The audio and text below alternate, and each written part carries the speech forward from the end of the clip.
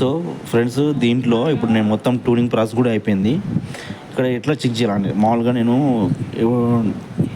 కామన్లో ఇచ్చాను నేను 2000. ఎందుకు ఇంకోటి దానికముందు ఏంటంటే, మామూలుగా ఇక్కడ మనం చెకింగ్ పర్పస్ అవ్వడం ఈ సేఫ్టీ కోసం ఇది ఉంటుంది అన్నమాట. మన బాక్స్లో వస్తుంది, ఇది ఇట్లా పెట్టుకోవాలన్నమాట. ఓకేనా, జాగ్రత్త 3 ఫేజ్ ఉంటుంది కింద, అది జాగ్రత్త ఉండడానికి మనకు ఏం ఉండకుండా ఉండడానికి అట్లా. ఓకేనా.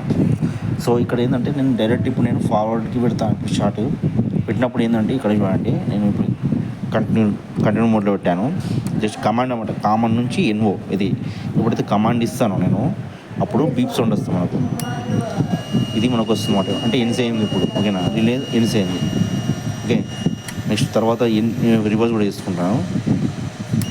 అది ఆడ నడుస్తుంది అట్లా. ఓకే, రివర్స్ కూడా ఇది. Okay, next. సో ఇట్లా ఇప్పుడు ఫర్ ఎగ్జాంపుల్ నేను ఒకటి ఫార్వర్డ్లోనే నేను 2-3 స్పీడ్లు తీసుకుంటా అనుకో.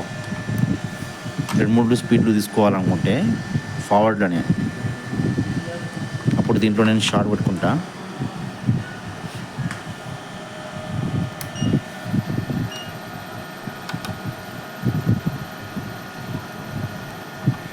కామన్ నుంచి ఫార్వర్డ్ ఇచ్చేసాను నేను.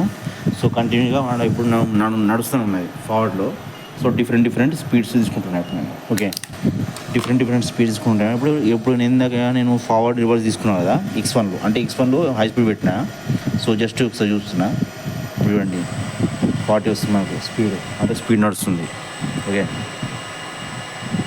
సో ఇక్కడ సో నెక్స్ట్ స్లో మెయింటైన్ స్పీడ్లో ఇక్కడ ఓయూటీ వచ్చింది. జస్ట్ డిపిఆర్ లేదు కదా మనకు, అందుకే వచ్చింది. ఇప్పుడు మళ్ళీ నేను మెయింటైన్ స్పీడ్కి ఇస్తున్నా. ఇంకా 20 వస్తుంది, ఇప్పుడు 20 స్పీడ్ వస్తుంది అక్కడ. సో అది ఓకే, అట్లా చెక్ చేసుకోవాలా.